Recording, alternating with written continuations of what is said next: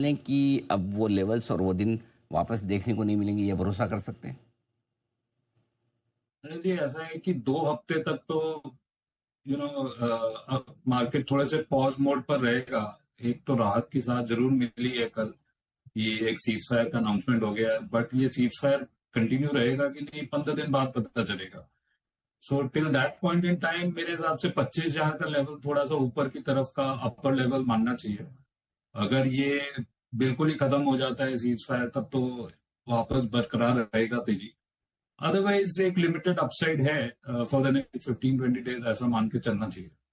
और नीचे के साइड में वही 22,000 के लेवल्स को तो डिफेंड बाजार ने बहुत अच्छी तरह किया है, इन स्पाइट ऑफ जो भी युद्ध हो रहा था तब भी 22,000 के लेवल्स को तो डिफेंड किया है। सो आई थिंक नेक्स्ट 15 दिन थोड़ा पॉजिटिव बायस ही रहेगा, क्योंकि सैटरडे को कुछ सीज फायर की टॉक्स वगैरह होने वाली है। तो जब तक उसका आउटकम नहीं आए, कोई निर्णय आइदर विच वेज, या तो है या नहीं है, वो अगर जब तक फाइनलाइज नहीं होता है तब तक 25,000 के लेवल्स को ऊपर के लेवल्स तक मानना चाहिए, और नीचे के लेवल्स में 22,000 के नीचे मुझे नहीं लगता कि बहुत ज्यादा गिर पाएगा। चलिए, अच्छी बात है कि 22,000 के नीचे नहीं जाएगा और 25,000 तक की एक संभावना बन सकती है। ये हो गई आपकी ट्रेडिंग रेंज। अब दो चीज़ें, एक जो लोग युद्ध खत्म होने का इंतजार कर रहे थे कि उसके बाद पैसे लगाएंगे, लेकिन अब देखते हैं तो लगता है कि ये तो 1800-2000 पॉइंट मिस हो गए। क्या करें, फिर से इंतजार करें, फिर एक मौका देगा बाजार, या कि जनरली बाजार ऐसे आसानी से ओबलाइज करता नहीं, ना नीचे में पैसा लगाने देता है ना ऊपर में? वही है अनिल, क्या टाइमिंग द मार्केट बहुत डिफिकल्ट है। आपको मोटा मोटी ये पता चलता है कि बाजार somewhere close to the bottom है, ऐसा तो पिन पॉइंट एक्यूरेसी से पता ही नहीं चलता है। वो सब हाइंडसाइट में लगता है कि बाजार तो बॉटम हो चुका है।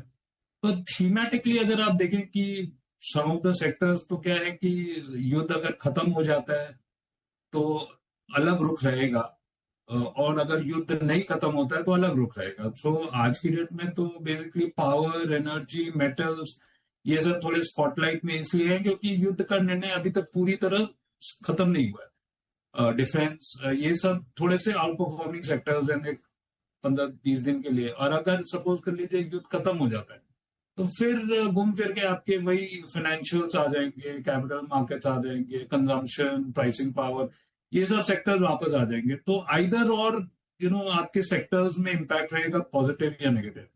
सो इस तरह ही बेसिकली पोजीशन करना चाहिए जब तक ये युद्ध का पूरी तरह निर्णय हमें मिल नहीं जाता। ठीक बात है। तो बिल्कुल ये आपके लिए इंतज़ार करने में थोड़ा सा वही वाली बात है कि आप टाइमिंग नहीं कर पाएंगे। जब कमज़ोर बाजार में खरीदेंगे तो ये आपकी एंट्री हो पाएगी। अब ये बताएं सर, कहाँ मौके हैं निवेश करने के लिए, क्या कुछ खरीदना चाहिए? वही अभी जैसे कि ये पावर, रिन्यूएबल्स, क्योंकि क्या इंडिया की पूरी वल्नरेबिलिटी जो है फॉसिल फ्यूल्स की एक्सपोज हो चुकी है, कि एलपीजी की शॉर्टेज हो रही है, एलएनजी नहीं है, एलएनजी बहुत महंगा हो गया है, इंडस्ट्रियां बंद हो रही है। तो रिन्यूएबल्स, इलेक्ट्रिक व्हीकल्स, पावर, ये सब सेक्टर्स थोड़े से लाइमलाइट में डेफिनेटली रहेंगे। और डिफेंस, क्योंकि वो तो पूरी दुनिया में होड़ मची हुई है आपके डिफेंस, तो ये मंदी का कोई क्वेश्चन ही नहीं है। प्राइसिंग पावर भी, मतलब इसमें कोई इम्पैक्ट ही नहीं होता है। सो अभी ये सब फेवर्ड सेक्टर्स हैं। और या फिर सेक्टर जो बहुत बुरी तरह पिटे हुए हैं, आपकी कंजम्पशन पूरी तरह पिटी हुई है, सब कंजम्पशन स्टॉक बेसिकली 20-25 के पी पर है। वहां पर जहां पर प्राइसिंग पावर है वो देखना जरूर चाहिए। कैपिटल मार्केट, एनएससी का आईपीओ आने की कगार पर है, डीआरएचपी जून जुलाई की। और मेरी तो यही समझ है कि इस महीने, इस क्वार्टर बेसिकली ब्रोकिंग कंपनीज वगैरह के नंबर्स काफी अच्छे आएंगे। सो क्योंकि इतना कोई डैमेज हुआ नहीं है, और वैल्यूएशन वगैरह तो काफी करेक्ट हुए, तो capital market place transactional is better position as oppose to annuity.